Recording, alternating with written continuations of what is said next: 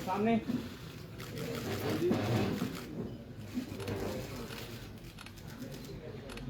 और सामने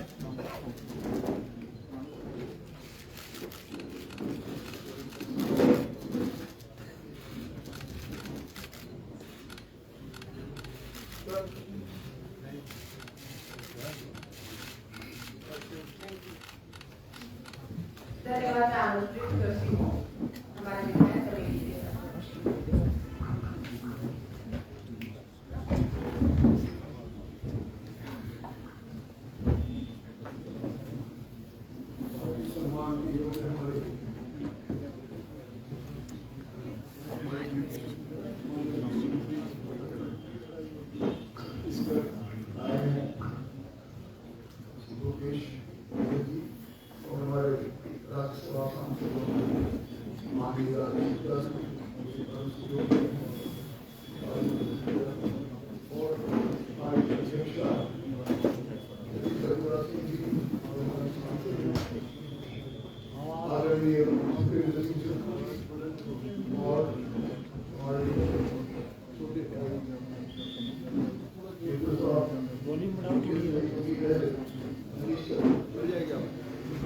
और सम्मानित मंच,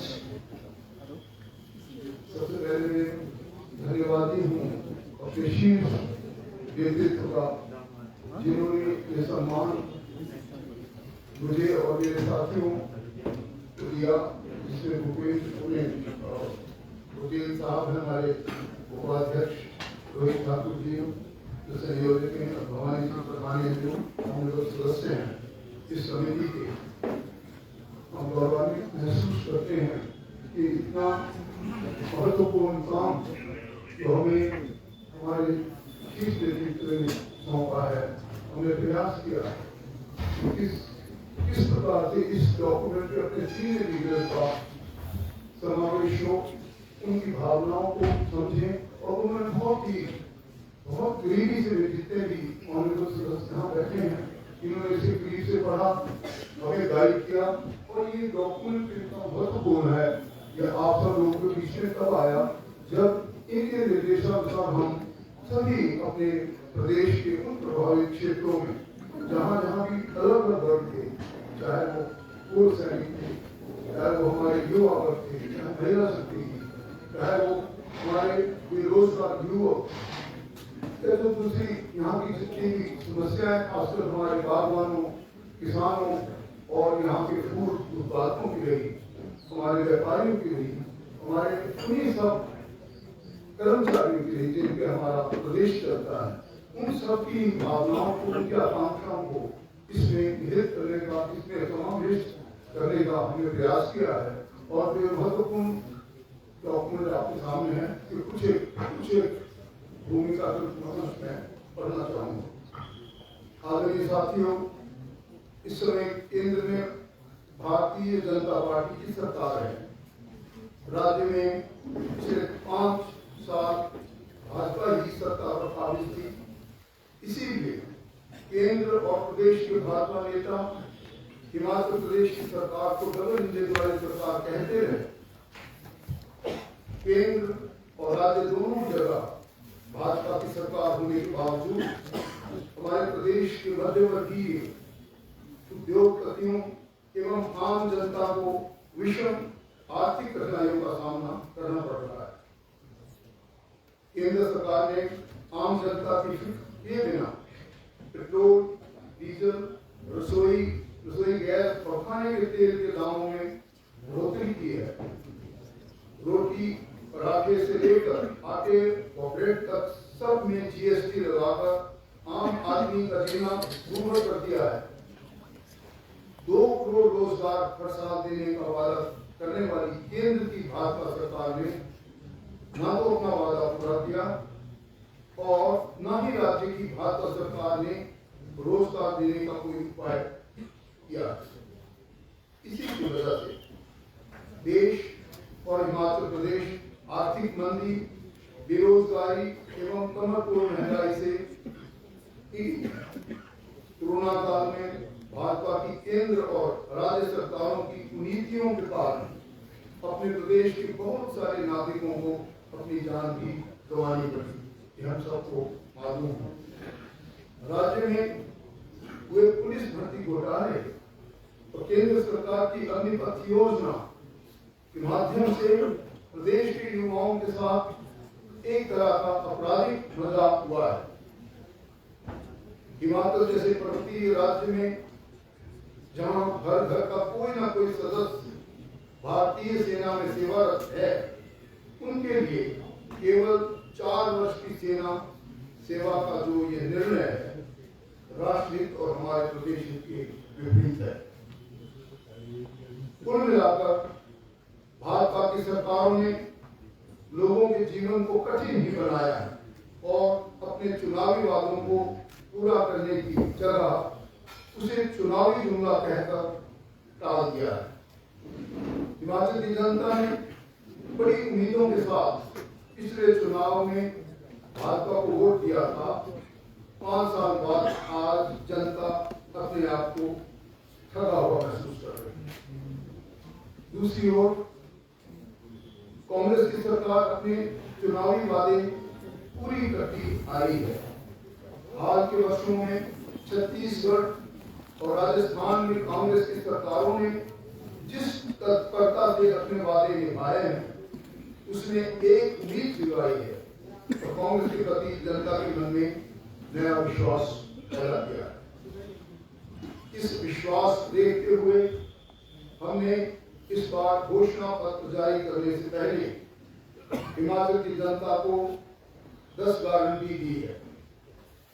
इन गारंटियों में से 2 गारंटी पुरानी पेंशन योजना की बहाली और 1 लाख सरकारी नौकरियों के बारे में तो हमारी नेता प्रियंका गांधी जी ने यह भी ऐलान कर दिया है कि सरकार बनते ही मंत्रिमंडल की पहली बैठक में इन पर अमल हो जाएगा।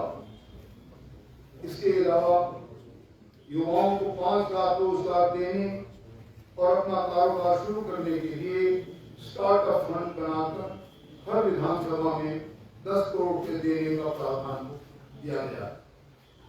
इन गारंटियों में महिलाओं को हर महीने 1500 रुपए देने और 300 यूनिट बिजली देने की गारंटी शामिल है। कांग्रेस ने यह भी गारंटी दी है कि सरकार ऐसे उपाय करेगी जिससे बागवान अपनी फसल की कीमत खुद तय कर सके। हमने ग्रामीण अर्थव्यवस्था को सुधारने के लिए पशुपालकों से 10 लीटर दूध हर दिन खरीदने और 2 रुपए किलो में गोबर खरीदने की गारंटी भी दी है। इन 10 गारंटियों के अलावा कांग्रेस पार्टी ने हिमाचल प्रदेश के चौतरफा विकास के लिए यह प्रतिज्ञा पत्र तैयार किया है। यह प्रतिज्ञा पत्र हिमाचल प्रदेश के सभी वर्गों से प्राप्त बहुमूल्य राय के विशेष सुझावों के आधार एवं जन समूहों की आकांक्षाओं के मद्देनजर तैयार किया गया है। महंगाई कम करने से जुड़े सारे फैसले केंद्र सरकार को करने हैं और राज्य सरकार की भूमिका बहुत सीमित है। इसलिए हमने ध्यान रखा है कि महंगाई से त्रस्त जनता की जेब में या तो कुछ पैसे डाले जा सकें या उनकी जेब में कुछ पैसों की बचत हो सके। हमें विश्वास है इससे जनता को महंगाई से कुछ राहत मिल सके। हमने विशेष तौर पर ध्यान रखा है कि हम इस प्रतिज्ञा पत्र में हिमाचलियत और हम सब लोगों के हितों को सर्वोपरि रखें। ये सिर्फ चुनावी घोषणा पत्र नहीं है, मैं इसे रिपीट करूंगा, ये सिर्फ चुनावी घोषणा पत्र नहीं है, बल्कि ये हिमाचल के इतिहास, यहाँ की कला और संस्कृति के अनुसार तैयार दस्तावेज है। यहाँ के लोगों से हमारा वादा है कि हम उनका गौरव कम नहीं होने देंगे। कांग्रेस ने आपसे जो वादा किया है उसे पूरा भी किया है, आगे भी हम अपने हर वादे पूरे करेंगे। बस हमें जनता का साथ और विश्वास चाहिए। इसलिए आप सबसे विनम्र अनुरोध है कि इस बार अपना आशीर्वाद कांग्रेस को दीजिए और आपका बटन दबाकर कांग्रेस को विजय बनाए। आप सब लोगों का बहुत बहुत धन्यवाद। जय हिंद, जय हिमाचल। मैं आदरणीय धनीराम शांडिल जी का धन्यवाद करती हूँ, बधाई देती हूँ हिमाचल को कि भारतीय राष्ट्रीय कांग्रेस का जो है आधिकारिक रूप से घोषणा पत्र आज जारी हुआ है। मैं अब सीधे अपने पत्रकार साथियों को आमंत्रित करती हूँ आज के घोषणा पत्र पे आपके जो भी सवाल हो मंच के लिए उनका स्वागत है। धन्यवाद। मेरा निवेदन है प्रति आपको ई भेज दी गई है, बाकी कॉपियां बांटी जाए। हमारे हर पत्रकार साथी को एक कॉपी घोषणा पत्र की ई कॉपी आपको हमने व्हाट्सएप कर दी है और आपको हर कॉपी हम लोग अभी डिस्ट्रीब्यूट करा रहे हैं। पर आदरणीय धनीराम शांडिल जी ने घोषणा पत्र में जो बिंदु सामने पूरा जिक्र किया है उससे संबंधित आपके कुछ भी सवाल हो उनका स्वागत है। और आने वाले दिनों में हम इसी घोषणा पत्र पर विस्तार में हमारे जो नेता है आपके सवालों को आने वाले 2-3 दिन तक हम लगातार लेते रहेंगे। जैसे युवाओं को नौकरी, युवाओं का स्टार्टअप फंड बनाना होता है, गोबर खरीदना, गाँव की व्यवस्था में 2 रुपए मतलब लाखों रुपए का गोबर, पेट्रोल डीजल की कीमत इन चुनाव के खत्म होने से आसमान पे बढ़ाई और बढ़ा दें, क्या उसका मुकाबला नहीं कर पाए। इसलिए जो है इस घोषणा पत्र में सारी चीजें जारी की। और दूसरी बहुत चीजें जो आप घोषणा पत्र को पढ़ेंगे बहुत चीजों की व्यवस्था की है जिसमें आपको सारी चीजें भ्रष्टाचार में पारदर्शी जो नौकरियों में जो है धांधली थी, बाकी उन सब की व्यवस्था की, कड़ाई की व्यवस्था की। खेती और बागवानी के लिए आयोग बने, उस आयोग से तय होगी डेयरी विकास, पशुपालन, मत्स्य पालन तीनों को बढ़ाया जाएगा। हर घर में 4 गायों तक की खरीद पर सब्सिडी मिलेगी। पशु चारा के लिए विशेष अनुदान मिलेगा। ऑर्डर नई पर्यटन नीति बनाएगी। स्मार्ट विलेज के लिए और टैक्सी सेवा पर्यटन का अभियान, टैक्सी वालों को बहुत लाभ देने वाला टैक्सी सर्विस यूनियन जो है 15 साल की है, 10 साल की है, हम उसको 15 साल करने जा रहे हैं। धार्मिक स्थलों को पर्यटन की दृष्टि से विकसित करने और ढांचागत विकास के लिए विधायकों को देवभूमि विकास निधि के तहत बजट आवंटित किया जाएगा ताकि देवभूमि का विकास हो सके। 5000 किलोमीटर में नई सड़कें बनाएंगे जो के लिए प्रयास किए जाएंगे।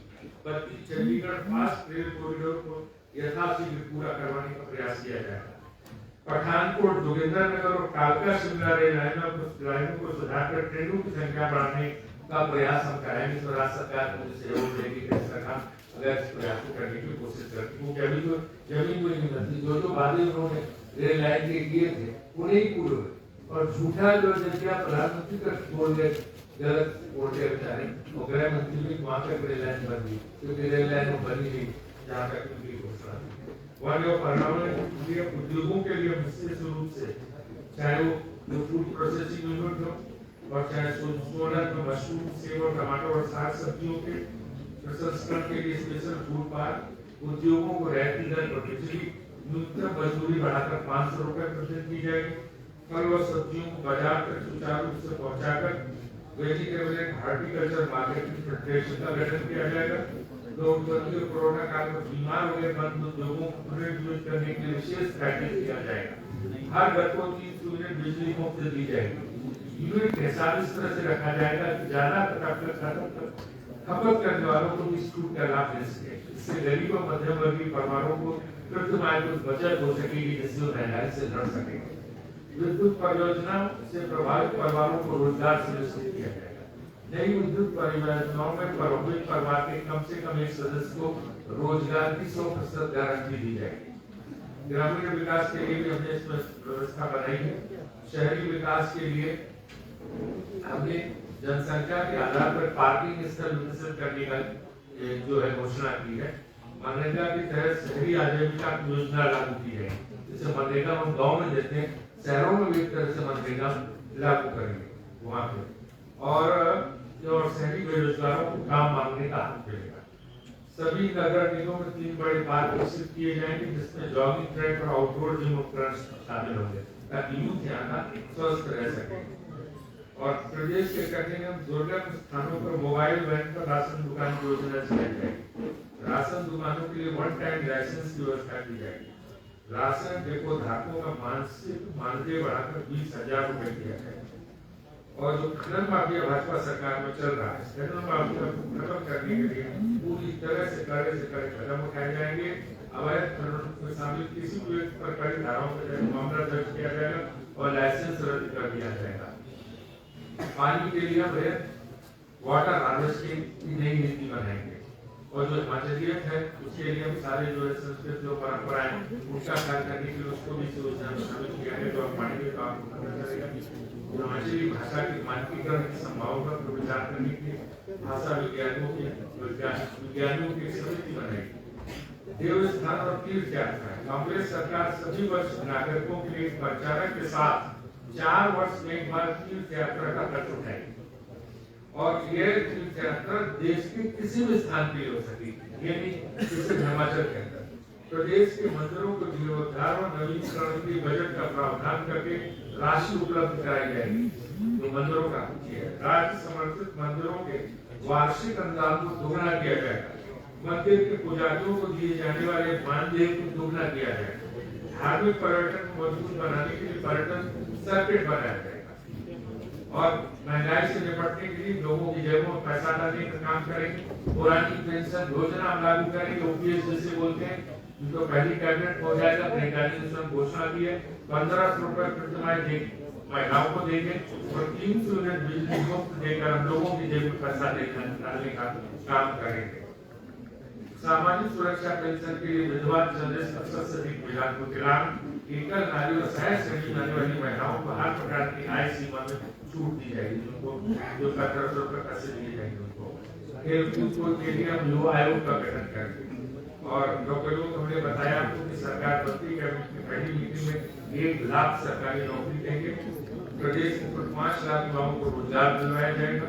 हर विधानसभा में 10 करोड़ यानी 680 करोड़ का बिना ब्याज के लोन मिलेगा युवाओं को अपना स्टार्टअप शुरू करने के लिए। एक भर्ती विधान तैयार किया जाए, बड़ा इम्पोर्टेंट, एक भर्ती विधान तैयार किया जाए जिसमें किसी नौकरी के लिए विज्ञापन जारी होने के 6 महीनों के भीतर नियुक्तियां देना अनिवार्य हो जाएगा। लेने का लड़का करते हैं 6 महीने के अंदर आपको नौकरी देनी पड़ेगी अगर आपने विज्ञापन जारी कर दिया। प्रदेश के निजी उद्योगों में 80% हिमाचल के युवाओं को रोजगार उपलब्ध करवाने की नीति को प्रभावी रूप से लागू किया जाएगा। 80% हिमाचल के लोगों को नौकरी मिलेगी। विभागों, निगमों, बोर्डों में तैनात आउटसोर्स कर्मचारियों के लिए अलग से नीति बनाई जाएगी। मनरेगा के तहत कार्य दिवस बढ़ाकर 150 दिन किए जाएंगे। वृद्धावस्था पेंशन में बढ़ोतरी की जाएगी। 75 वर्ष से अधिक उम्र के नागरिकों को विशेष सामाजिक सुरक्षा पेंशन दी जाएगी 75+। और इसके अलावा जो है सरकार के गठन के तुरंत बाद मंत्रिमंडल की पहली बैठक पर ओपीएस लागू किया जाएगा, पुरानी पेंशन व्यवस्था। और ये हमने राजस्थान, छत्तीसगढ़ में लागू कर दिया। उसके वीडियो भी आप लोग देखना चाहें, जिन जिन लोगों के खातों में पहुंच गया है राजस्थान और वहां पे, क्योंकि भाजपा बड़ी घबराई हुई है, कुछ झूठी घोषणाएं कर सकते हैं, लागू वागू तो कहीं करेंगे नहीं ना, उन्होंने किया है, लेकिन वो झूठी घोषणाएं कर सकते हैं। तो उसकी पहले से हमारे सारे वीडियो आ गए राजस्थान, छत्तीसगढ़ में लोगों के पास पहुंच चुके हैं ओपीएस से जरिए, तो हमने वहां पे लागू कर दिया। वहां कर्मचारियों को दे एरियर्स का निश्चित समयावधि में भुगतान सुनिश्चित किया जाएगा। आउटसोर्स कर्मचारियों के लिए नई पारदर्शी नीति बनाई जाएगी। संविदा या कॉन्ट्रैक्ट कर्मचारियों को नियमित भर्ती में बोनस अंक देकर प्राथमिकता दी जाएगी, क्योंकि जो कॉन्ट्रैक्ट में उनका बोनस पॉइंट देने का वो पहली प्रायोरिटी उनको मिलेगा। कर्मचारियों के वेतन भत्तों की बढ़ोतरी और पदोन्नति को समयबद्ध तरीके से लागू किया जाएगा। पुलिस की समस्त कॉन्ट्रैक्ट नियुक्तियां 8 वर्ष की जगह 2 वर्ष में नियमित कर दी जाएगी। अभी 8 वर्ष तक की कॉन्ट्रैक्ट करते हैं पुलिस की नियुक्ति, हम 2 वर्ष में रेगुलराइज सर्विस को कर देंगे। पंजाब पैटर्न पर पेंशन और सुविधाएं दी जाएगी। मूल पेंशन में 5, 10 और 15% भत्ते को शामिल करने की मांग को पूरा किया जाएगा। हिमाचल प्रदेश में तकरीबन 1,65,000 पेंशन होगी। उनकी कई मांगों पर पिछले 5 वर्षों में विचार नहीं किया गया। कांग्रेस सरकार एक उच्च स्तरीय कमेटी का गठन कर उनकी मांगों पर विचार करेगी और कमेटी की सिफारिशों को प्राथमिकता से लागू किया जाएगा। सेवानिवृत्त सैनिक और अर्धसैनिक बल कैंटीन की सुविधाओं में विस्तार करने के लिए निःशुल्क भूमि उपलब्ध कराई जाएगी। उनके लिए कैंटीन बनेगी। सेवारत रक्षा और अर्धसैनिक कर्मियों के बंदूक लाइसेंस के नवीनीकरण पर 50% की छूट दी जाएगी। गन लाइसेंस में आप लोगों के लिए जो सशस्त्र बलों अर्धसैनिक बलों के सेवारत जवानों को 2 साल के ब्लॉक में एक बार हिमाचल पर्यटन होटलों और रिजॉर्ट में 50% की छूट दी जाएगी। पुलिस कर्मचारियों को 13वें महीने का अतिरिक्त वेतन नए वेतनमान के आधार पर दिया जाएगा। 1 महीने 7 साल में 1 महीने का अतिरिक्त वेतन। पुलिस कर्मियों के राशन केवल 27% में इससे बढ़ाया जाएगा और पड़ोसी राज्यों के समकक्ष लाया जाएगा। पत्रकार आप लोग हैं, पर विषम परिस्थितियों में पत्रकारों की सहायता के लिए जनसंपर्क विभाग में पत्रकार कोष की स्थापना की जाएगी। इसमें स्वयं पत्रकारों के सगे संबंधियों को 2 लाख रुपए तक की सहायता मिल सकेगी। सेवानिवृत्त पत्रकारों के लिए पेंशन योजना लागू की है। जो रिटायर जर्नलिस्ट हैं उनके लिए पेंशन स्कीम लाइनों के लिए पेंशन स्कीम लागू की जाएगी। रिटायर्ड जर्नलिस्ट स्वास्थ्य जिस दिन आपके 70 आपको रिटायर करते ये तो आपके ऑफिस पे कब रिटायर करना आपका ऑफिस स्वास्थ्य सेवा थोड़े जगह है ताकि टीचर है। स्वास्थ्य हिमाचल में हर बार अस्पतालों तक पहुंचना संभव नहीं होता। इसलिए दूर दराज के इलाकों में कांग्रेस सरकार मोबाइल क्लिनिक सुविधा शुरू करेगी। सभी एचएससी, पीएचसी, सीएचसी में स्टाफ, डॉक्टर और पैरामेडिकल स्टाफ की भर्ती की जाएगी ताकि सभी संस्थानों को स्वतंत्र रूप से चलाया जा सके। प्रदेश के अन्य बड़े जिलों में मेडिकल कॉलेज की स्थापना की जाएगी और एचसीआई के माध्यम से मेडिकल कॉलेजों की सीटें भी बढ़ाई जाएगी। डॉक्टरों की भर्ती WHO विश्व स्वास्थ्य संगठन के मापदंड के अनुरूप और वाकई इंटरव्यू के आधार पर नियुक्तियों को जारी रखा जाएगा, जिससे स्वास्थ्य क्षेत्र में डॉक्टरों की कमी न हो। आईजीएमसी और टाटा मेडिकल कॉलेज में किडनी ट्रांसप्लांट की सुविधा स्थापित की जाएगी। आईजीएमसी में प्राथमिकता के आधार पर पार्किंग स्थल का निर्माण कराया जाएगा।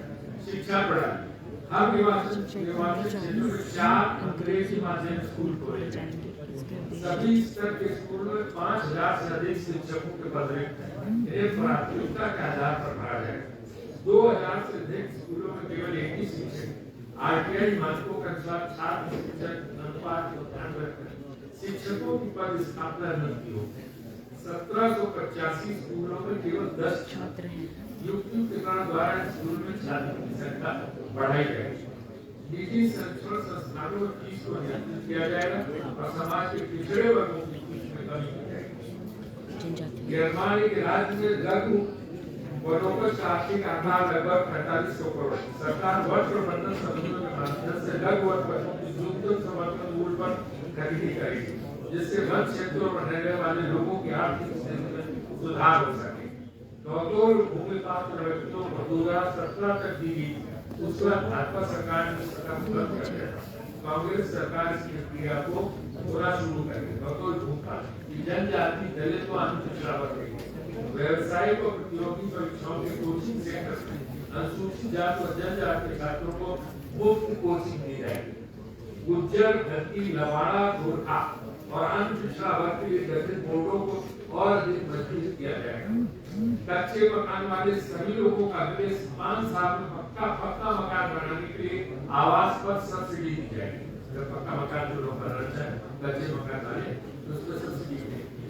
निःशक्तता पेंशन केवल उन्हीं व्यक्तियों को दी जाती है जिनकी विकलांगता 40% अधिक हो। पेंशन की विकलांगता को 50% घटाकर 25% कर। नशा हिमाचल में नशे के खिलाफ अभियान को मजबूत बनाने के लिए हाई कोर्ट के रिटायर्ड जज की अध्यक्षता में एक नशा रोधी प्रवर्तन प्राधिकरण का गठन किया जाएगा। Drug enforcement agency will be established in Himachal Pradesh to prevent और curb this menace of drugs, हर उपमंडल में नशा मुक्ति केंद्र स्थापित किए जाएंगे। ये तो मैं कुछ पॉइंट आपको दिए, आपको मिल जाएगा, जिसमें विस्तार से जो है सारी चीजें दी गई, और भी पॉइंट है और भी चीजें हैं, लेकिन मुख्य बातें मैं यहाँ पे बताएंगे। ये हमारा घोषणा पत्र कई सब से सब लोगों के, समाज के सभी लोगों की, जनता से हमने जो पॉइंट से करने के जो आधार पर बनाया गया, धनीराम शांडे जी की कमेटी इसमें बड़ी मेहनत की। एक इम्पोर्टेंट बात यह है कि ये घोषणा पत्र इसी के साथ साथ हर जिले में हम लागू कर रहे हैं, हर मंडल में अभी जारी हो रहा है। जैसे कि उपेक्षक मंत्री जी उसको हमीरपुर में जारी कर रहे हैं, कौल सिंह जी मंडी में जारी कर रहे हैं, इसी जहाँ जहाँ भारत नेता है इसको हर क्षेत्र में जारी किया जा रहा है। तो ये जो है मुख्य रूप से अपना सवाल मेरा आपसे एक प्रश्न है। हेलो शुक्ला जी, आपसे एक प्रश्न है कि आपने आज ये कांग्रेस प्रतिज्ञा पत्र 51 पेज का जारी किया है, इसके लिए आपका बहुत बहुत शुभकामनाएं। लेकिन विडंबना है और इससे मुझे कहना पड़ रहा है कि सब कुछ आपने कर दिया, लेकिन क्या हिमाचल की जनता को, मतदाताओं को अपने नेता जानने का अधिकार नहीं है कि किसके नेतृत्व में चुनाव लड़ा जाए? जब मुख्यमंत्री की बात आती है तो आप कहते हैं कि हमारी पार्टी का है, तो जनता क्या करे? उन्हें नहीं जानने का अधिकार। देखिए, हम सामूहिक नेतृत्व चुनाव लड़े और कई राज्यों में लड़ा। मध्य प्रदेश में सामूहिक नेतृत्व पे लड़े, हमें विजय हासिल हुई। राजस्थान में सामूहिक नेतृत्व में था, हमें विजय हासिल हुई। छत्तीसगढ़ में सामूहिक नेतृत्व में था और हमें विजय हासिल हुई। इसका विधायकों ने और हाईकमान ने विधायकों से विचार विमर्श करके वो मुख्यमंत्री को बने। उसी तरह से ये जो है हिमाचल प्रदेश में ही होगा।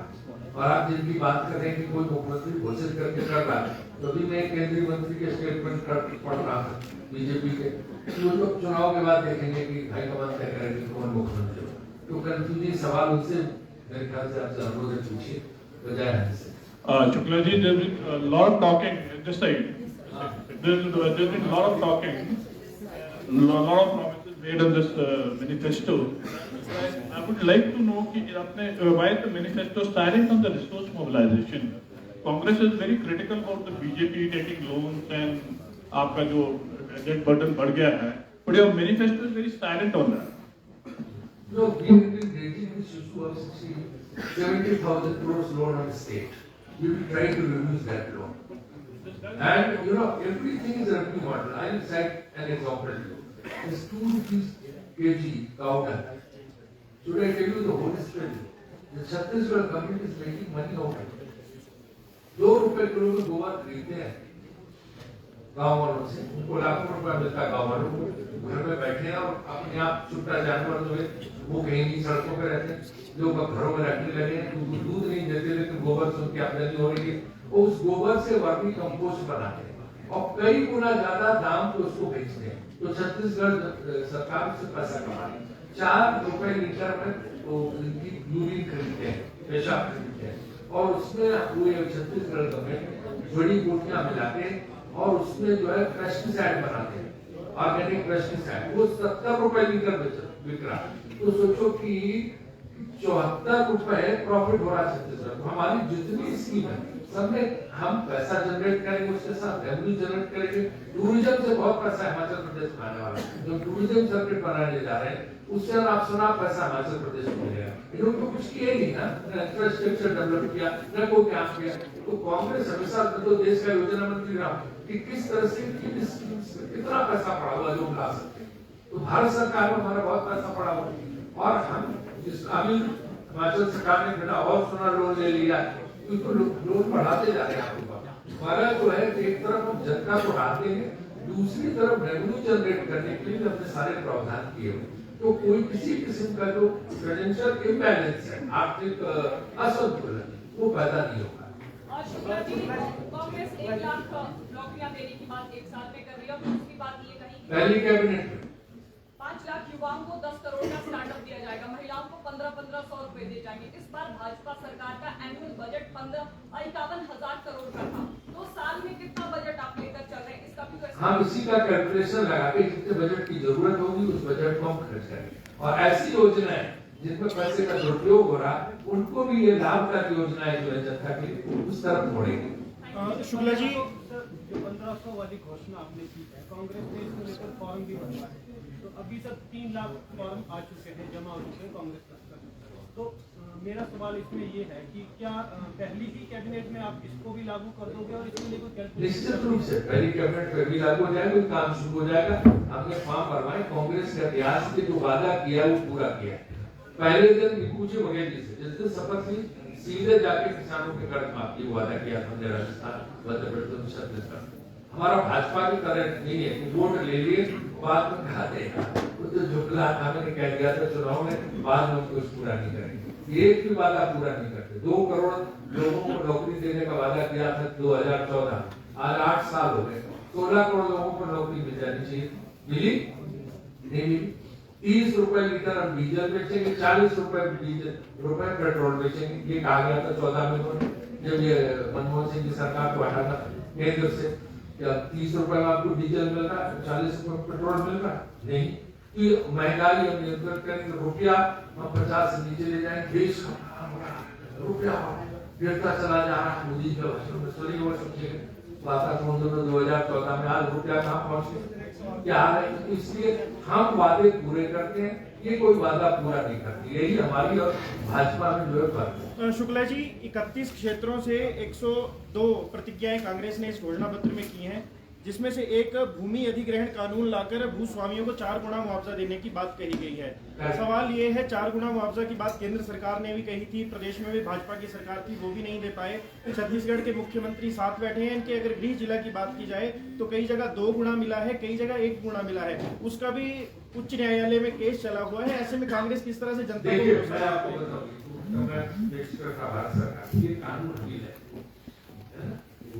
कानून हम रहे थे, ये मनमोहन सिंह सरकार में कांग्रेस की थी, वो है जिसमें हमने को 4 गुना मुआवजा किसानों को अधिग्रहण के समय हमने उसमें कानून बना दिया, वो देना ही पड़ेगा और दिया जा रहा। तो हम यहाँ इसको हिमाचल प्रदेश में भी लागू करेंगे। अगर अधिग्रहण होगा उनकी जमीन का सरकार की किसी परियोजना के लिए, तो किसानों को 4 गुना मिलेगा ही। हर जगह हमारा कहीं अगर कोई लैंड डिस्प्यूट कोई कोर्ट केस चल रहा है लैंड का, तो नहीं पता वाला कुछ हो सकता है, लेकिन सरकार की उम्मीद है कि 4 गुना मुआवजा देंगे, वो घोषणा पत्र में भी हमने डाला।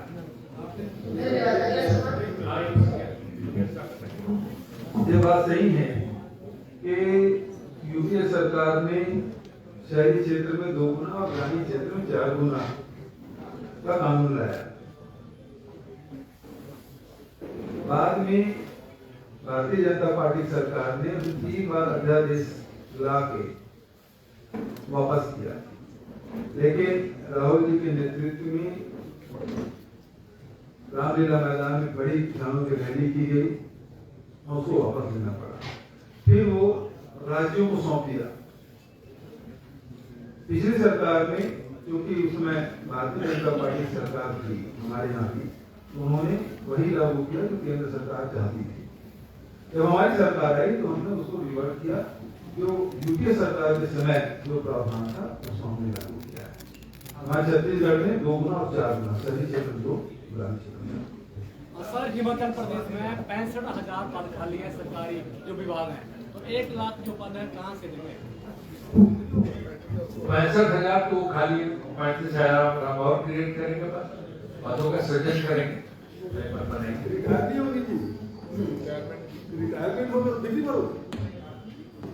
बघेल जी, एक सवाल है यहाँ देखिए सर, अभी आप यहाँ मौजूद हैं और ओल्ड पेंशन का एक स्पेसिफिक सवाल है।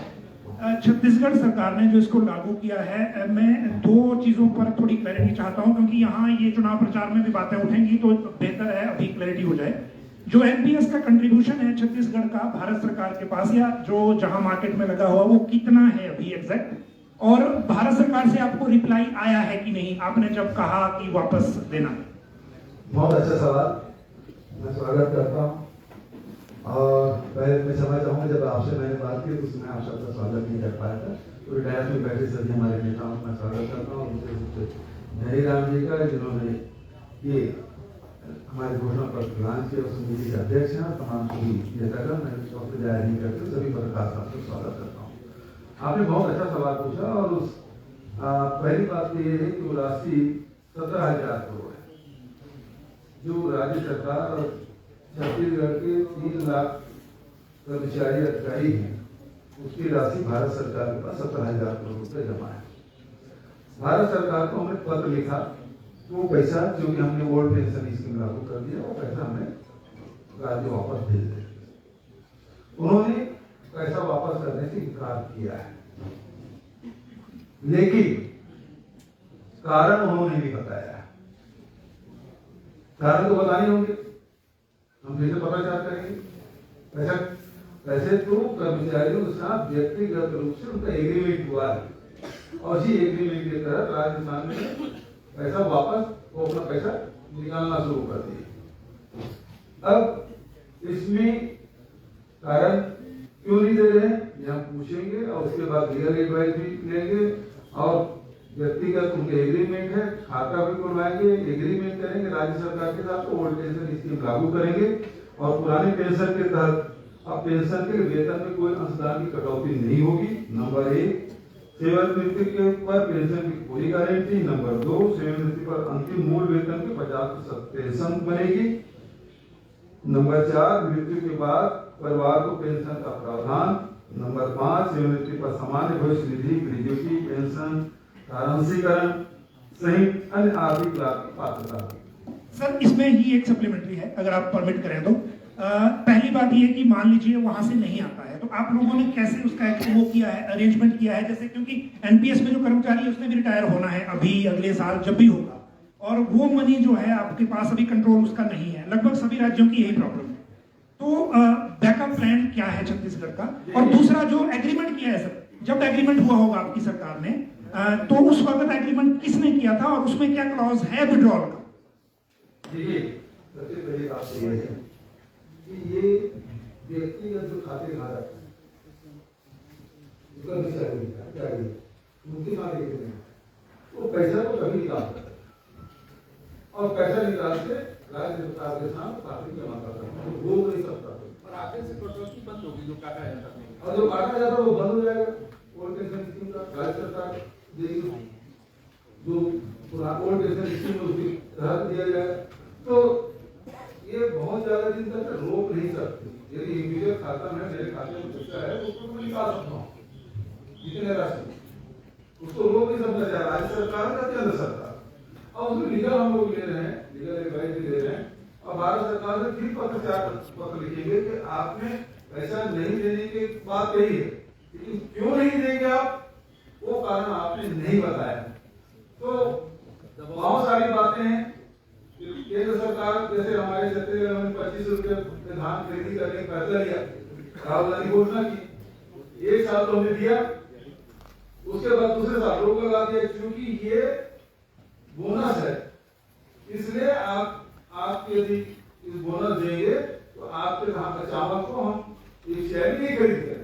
हमने रास्ता निकाल दिया, राजीव गांधी किसान न्याय योजना लागू किया, 9,000 रुपये एकड़ दे रहे हैं, इस साल छुट्टी 2640 रुपये पड़ रहा है।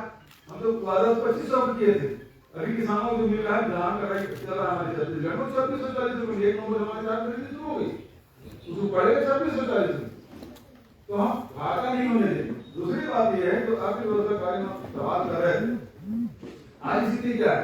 जीएसटी आप दूध में, अंडा में, ब्रेड में, आटा में, सब में लगा दी, पेट्रोल डीजल में नहीं, रसोई गैस में लोगों की क्रय शक्ति आपने कम कर दिया है। कांग्रेस पार्टी है वो लोगों की क्रय शक्ति बढ़ाना चाहती है, छत्तीसगढ़ में किया। यहाँ भी जो हमारे घोषणा पत्र है उसमें स्पष्ट रूप से आम आदमी का क्रय शक्ति बढ़ जाएगा। क्रय शक्ति बढ़ेगा तो राज्य का राजस्व मिलेगा, जितना क्रय करेगा उतने राज्य का जीएसटी आएगा, उतना राजस्व मिलेगा, और फिर स्थिति हम लोगों को अनुशासन बना रखना पड़ेगा। जितनी घोषणा है वो आराम से हो जाएगा।